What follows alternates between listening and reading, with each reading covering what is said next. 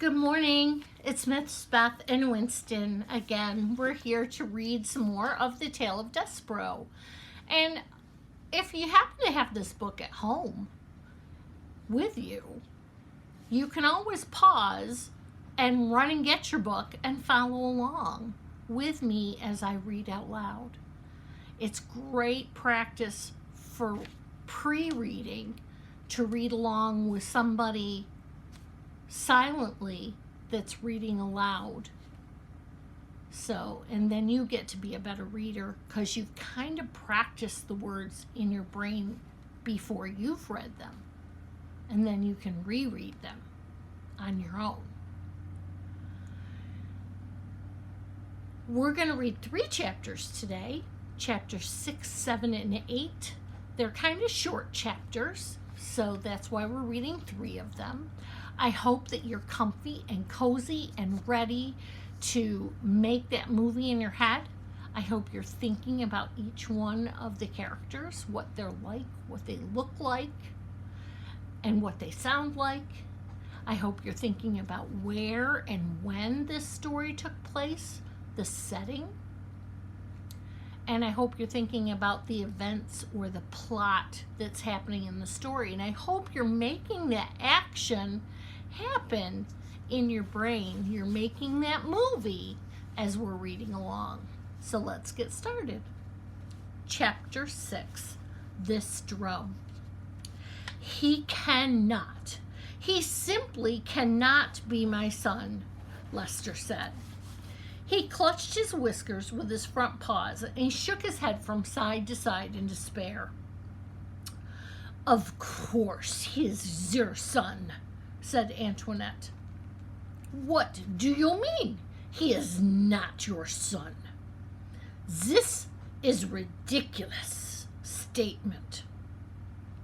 Why must you always make ridiculous statements? You, said Lester. This is your fault. The French blood in him is making him crazy. C'est moi? Said Antoinette. C'est moi? Why must it always be I who takes the blame? If your son is such a disappointment, it must be as much your fault as mine. Something must be done, said Lester. He pulled on a whisker so hard that it came loose. He waved the whisker up over his head and he pointed at his wife.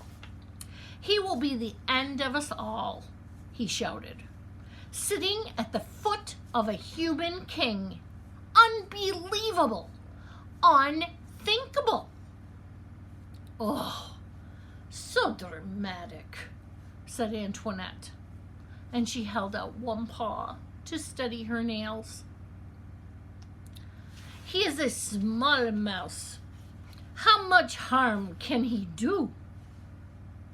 If there is one thing that I have learned in this world, said Lester, it is that mice must act like mice, or else there is bound to be trouble.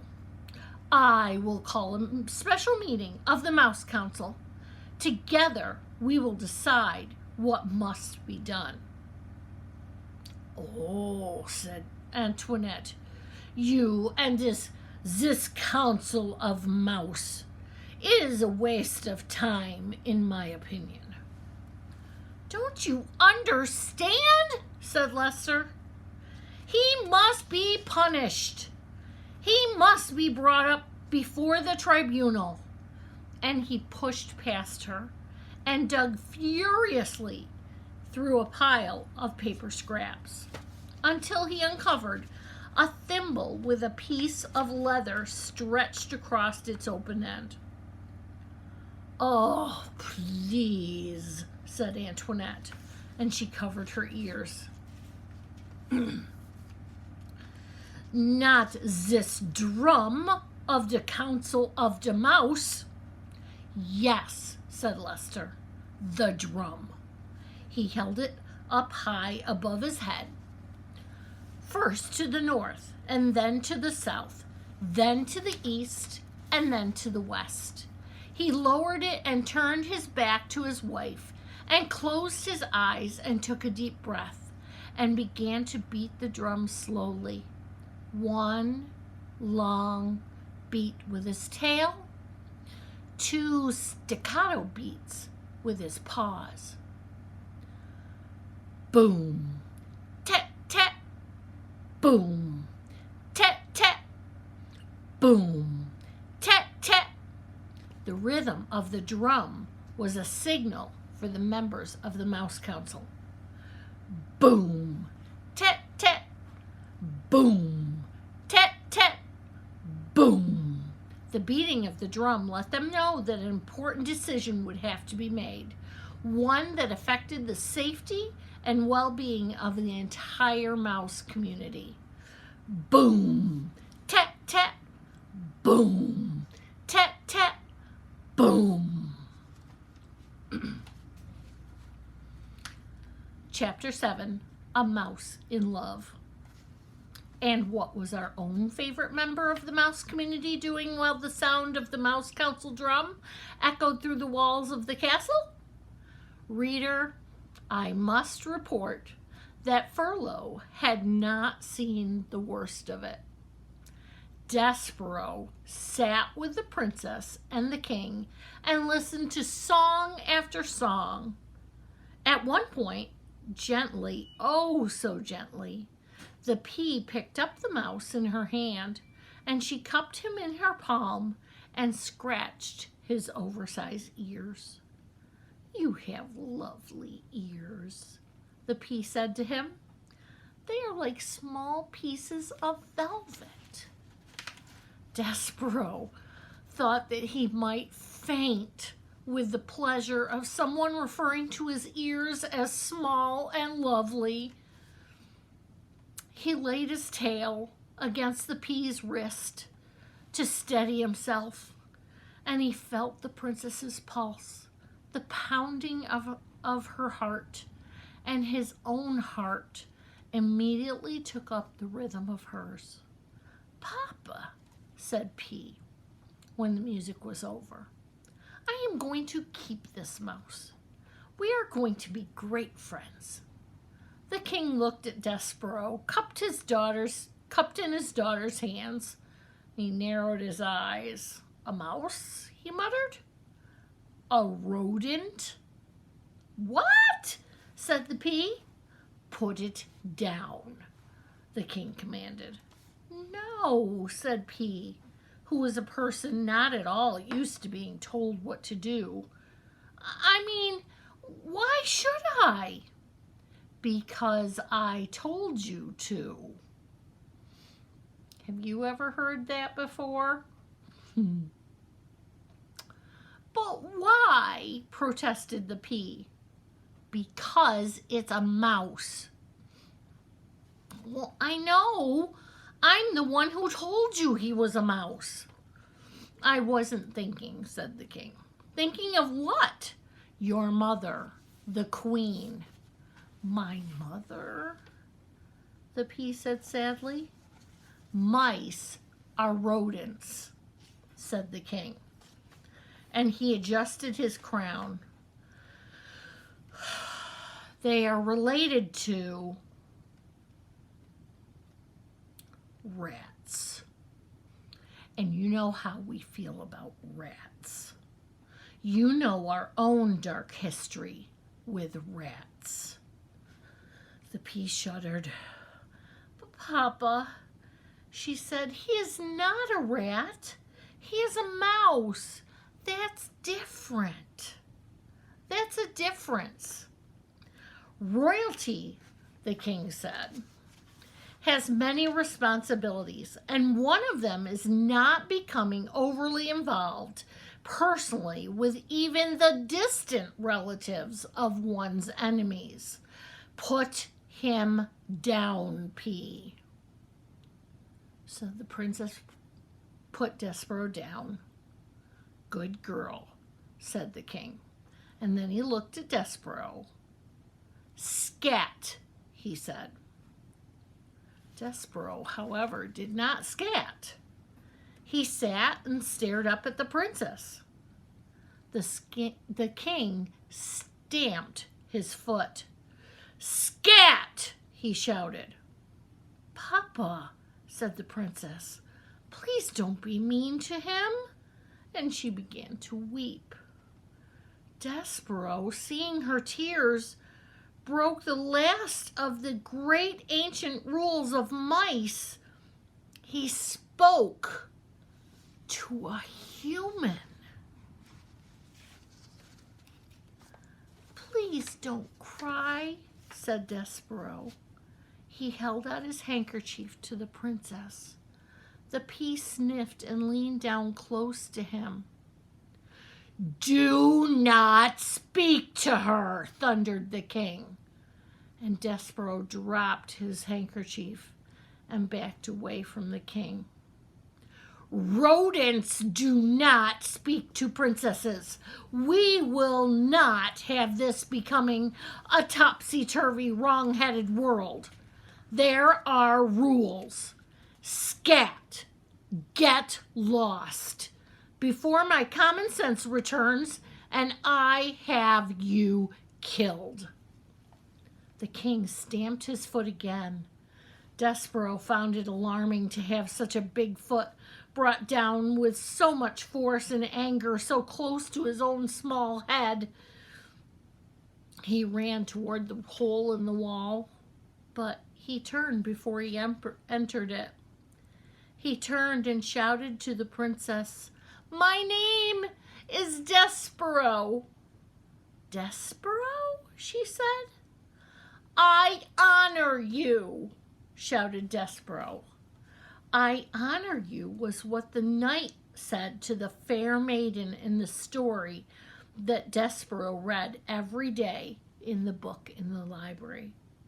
Despereaux had muttered the phrase often to himself, but he had never before this evening had an occasion to use it when speaking to someone else. "Get out of here!" shouted the king, stamping his foot harder and then harder still, so that it seemed as if the whole castle, the very world, were shaking. "Rodents know nothing of honor." Despereaux ran into the hole, and from there he looked out at the princess. She had picked up his handkerchief, and she was looking at him, right directly into his soul. "Despereaux," she said. He saw his name on her lips. "I honor you," whispered Despereaux. "I honor you." And he put his paw over his heart. He bowed so low that his whiskers touched the floor. He was, alas, a mouse deeply in love. Chapter 8, To the Rats. The Mouse Council. 13 honored mice and one most very honored head mouse heeded the call of Leicester's drum and gathered in the small secret hole off King Philip's throne room. The 14 mice sat around a piece of wood balanced on spools of thread and listened in horror while Despereaux's father relayed the story of what Furlough had seen. "At the foot of the king," said Leicester. "Her finger right on top of his head," said Leicester. "He was looking up at her and—" It was not in fear. The Mouse Council's members listened with their mouths opened. They listened with their whiskers drooping and their ears flat against their head. They listened in dismay and outrage and fear. When Leicester finished, there was a silence. There was a silence dismal and deep. "Something," intoned the most very honored head mouse. "Something is wrong with your son." He is not well. This goes beyond his fevers, beyond his large ears, and his lack of growth. He is deeply disturbed. His behavior endangers us all. Humans cannot be trusted. We know this to be an undisputable fact. A mouse who consorts with humans, a mouse who would sit right at the foot of a man, a mouse who would allow a human to touch him. And here, the entire mouse council indulged in a collective shiver of disgust. Cannot be trusted. That is the way of the world, our world. Fellow mice, it is my most fervent hope that Despereaux has not spoken to these humans, but obviously we can assume nothing. And this is a time to act, not to wonder. Lester nodded his head in agreement, and the 12 other members of the Mouse Council nodded their heads too. We have no choice, said the head mouse.